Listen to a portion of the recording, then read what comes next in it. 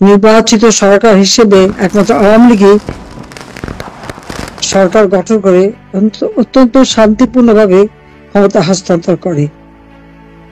এরপর আবার নেমে আসে অমানুষের অন্ধকার। সেই 2001 সাল থেকে 6 সাল পর্যন্ত অমানবিক অত্যাচার নির্যাতন করেছিল বিএনপি জামাত জোট ক্ষমতায় এসে।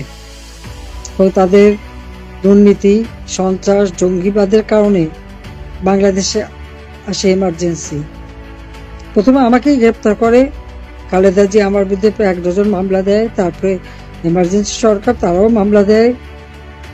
কিন্তু আন্দোলন এই সরকারের মোটামুটি যারা ছিল, রাষ্ট্রপতি বিএনপির, প্রধান উপদেষ্টা বিএনপির, সেনাপ্রধান বিএনপির, তারপর তারা বাধ্য হয় নির্বাচন দিতে।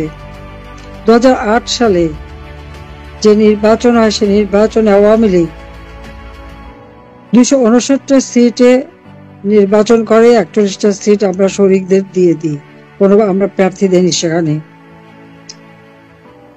259 আসনে নির্বাচন করে আওয়ামী লীগ 48% ভোট পায় এবং 230টা সিট আমরা পাই। পরবর্তীতে উপনির্বাচনে অর্থাৎ 233টা সিট। আর বিএনপি জামাত জোট 2008 সালের নির্বাচনে 300 সিটে নমিনেশন দেয়, 300 সিটে ইলেকশন করে তারা 32% ভোট পায়।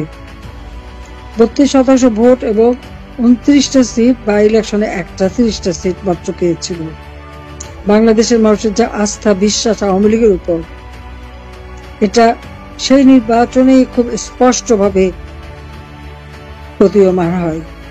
দুর্ভাগ্য এদেশের মানুষের, শান্তিপূর্ণভাবে ক্ষমতা বদল একমাত্র আওয়ামী লীগ 96 সালে শান্তিপূর্ণভাবে ক্ষমতা হস্তান্তর করেছিল। এছাড়া এদেশের কোনোদিন শান্তিপূর্ণভাবে ক্ষমতা হস্তান্তর হয়নি।